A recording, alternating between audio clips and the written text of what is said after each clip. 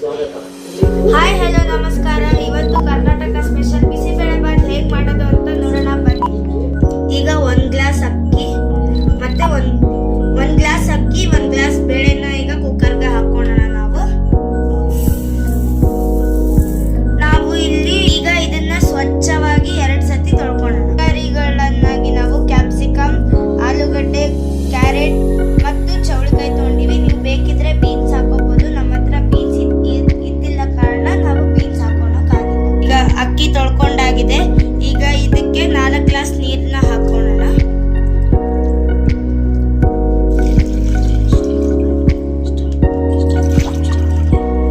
ಗ್ಯಾಸ್ನ on ಮಾಡ್ಕೊಳ್ಳೋಣ. ಈ ಕುಕ್ಕರ್ನ stove ಮೇಲೆ ಇಟ್ಕೊಂಡು ಹೆಚ್ಚಿಟ್ಟ ತರಕಾರಿಗಳನ್ನ ಹಾಕೊಳ್ಳೋಣ. ತರಕಾರಿಗಳನ್ನ ನೀವು ನೀರಲ್ಲಿ ತೊಳ್ಕೊಂಡು ಈಗ ಇದನ್ನ ಮುಚ್ಕೊಂಡು 4 ವಿಸಿಲ್ ಹಾಕ್ಸ್ಕೊಳ್ಳೋಣ.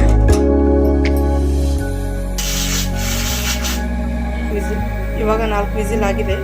ಸ್ವಲ್ಪ ಹೊತ್ತು ಆರಕ್ಕೆ ಬಿಡೋಣ. ಇವಾಗ ನೋಡಿ ತಣ್ಣಗಾಯ್ತು. ವಿಸಿಲ್ ತೆಗೆದಾದ್ಮೇಲೆ ಇಲ್ಲಿ ನೋಡಿ ತರಕಾರಿಗಳೆಲ್ಲ ಬೆಂದಿದೆ. ಬೇಳೆ ಮತ್ತು ಅಕ್ಕಿ ಕೂಡ ಚೆನ್ನಾಗಿ ಬೆಂದಿದೆ. ನೆಕ್ಸ್ಟ್ ಏನು ಮಾಡೋಣ ನೋಡಿ ಬನ್ನಿ. ಆಮೇಲೆ ಇಲ್ಲಿ ನೋಡಿ ಒಂದು ಪ್ಯಾನ್ ಇಟ್ಕೊಳ್ಳೋಣ.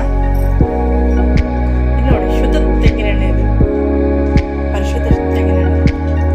ಆಪ್ಷನಲ್ಲು ತುಪ್ಪ, ಇದು 2 ಚಮಚ ಹಾಕ್ಕೊಂಡಿದ್ದಾರೆ. ಇದು ನೋಡಿ ಒಗ್ಗರಣೆ. ಇವಾಗ ತುಪ್ಪ ಕಾಯ್ದಿದೆ. ಉದ್ದಿನಬೇಳೆ, ಕಡಲೆಬೇಳೆ, ಒಣಮೆಣಸಿನ್ಕಾಯಿ. ಇವಾಗ ನೋಡಿ ಎಣ್ಣೆ ಕಾಯ್ದಿದೆ. ಒಗ್ಗರಣೆ ಪದಾರ್ಥಗಳನ್ನ ಹಾಕೊಂಡ್ಬಿಡೋಣ. ಇಲ್ಲಿ ನೋಡಿ ಕರಿಬೇವು ಹಾಕೋಬೇಕು. ನೋಡಿ ಈ ಶೇಂಗಾನ ನಾವು ಮೊದಲೇ ತರಕಾರಿಗಳು ಮತ್ತು ಅಕ್ಕಿ ಬೇಳೆಯಲ್ಲೇ ಬೆರೆಸ್ಕೋಬೇಕಾಗಿತ್ತು. ಮರ್ತಿರೋ ಕಾರಣ ಒಗ್ಗರಣೆಲ್ಲೂ ಹಾಕೋಬಹುದು. ಒಗ್ಗರಣೆ ಶೇಂಗಾ ಹಾಕೊಂಡಿದ್ದೀವಿ. ಸಾಸಿವೆ, ಜೀರಿಗೆ 2 ಹಾಕಿದ್ದೀವಿ. ಇದು ನೋಡಿ ಟೊಮಾಟೋನ ಇದ್ರಲ್ಲಿ ಹಾಕೋಣ.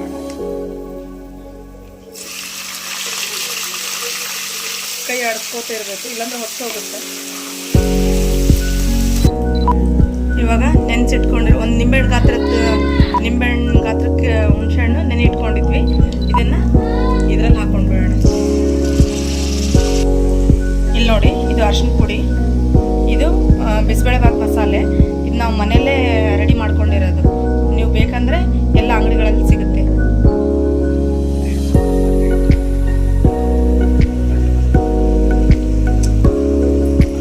ಇದನ್ನು ಹಾಕೊಳ್ಳಿ.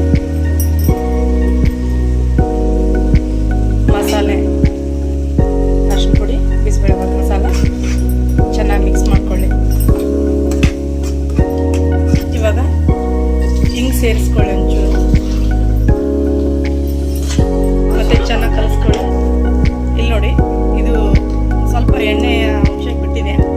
ಈಗ ರೆಡಿ ಕುಕ್ಕರಲ್ಲಿರೋದನ್ನು ಅಷ್ಟು ಮಿಕ್ಸ್ ಮಾಡ್ಕೋಬೇಕು. ಅಕ್ಕಿ, ಬೇಳೆ, ತರಕಾರಿ ಎಲ್ಲ ಬೇಯಿಸ್ಕೊಂಡಿರೋದನ್ನು ಇದರಲ್ಲಿ ಮಿಕ್ಸ್ ಮಾಡ್ಕೊಳ್ಳಿ. ಪಿಂಕ್ ಸಾಲ್ಟ್, ಈಗ ರುಚಿಗೆ ತಕ್ಕಷ್ಟು ಉಪ್ಪು ಹಾಕೋಬೇಕು. ಈ ಉಪ್ಪು ಹಿಮಾಲಯನ್ ಪಿಂಕ್ ಸಾಲ್ಟು, ಇದು ಆರೋಗ್ಯಕ್ಕೆ ತುಂಬ ಒಳ್ಳೆಯದು. ಆಮೇಲೆ ನಾವು ನಾರ್ಮಲ್ ಆಗಿ ಉಪ್ಪನ್ನ ಯೂಸ್ ಮಾಡ್ಕೋತೀವಿ. 2 ಸ್ಪೂನ್ ಹಾಕೊಳ್ಳಲ್ಲಿ ಇದು 1-1.5 ಸ್ಪೂನ್ ಹಾಕೊಂಡ್ರೆ ಸಾಕು. ರುಚಿಗೆ ತಕ್ಕಷ್ಟು ಹಾಕೊಂಡ್ರೆ ಸಾಕು. ಆರೋಗ್ಯಕ್ಕೆ ಒಳ್ಳೆಯದು. ಚೆನ್ನಾಗಿ ಕಲಿಸ್ಕೊಳ್ಳಿ. ಸಾಲ ಮಾಡೋಣ.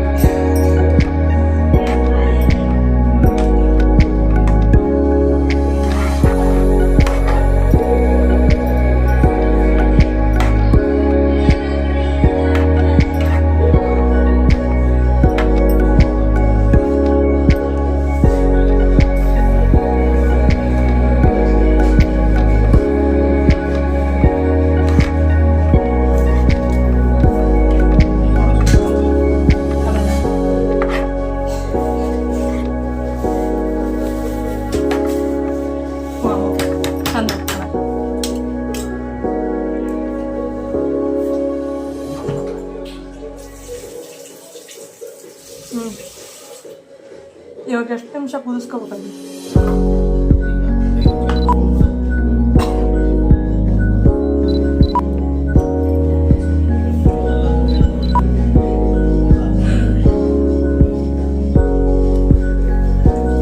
ಹೇಳ್ಬೇಕಲ್ಲ ರೀ.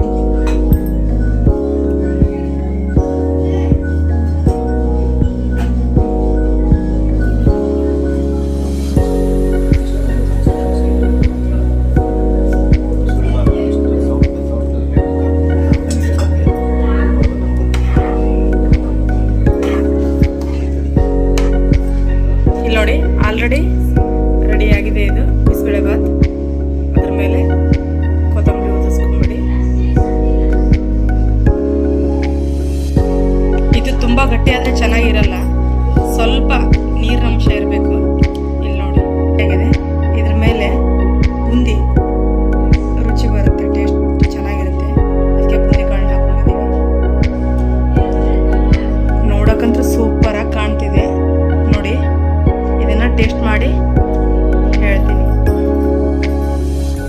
ಬಿಸಿ ಬಿಸಿಯಾದ ಬಿಸಿಬೇಳೆ ಬಾತ್ ರೆಡಿ ಆಗಿದೆ. It's taste.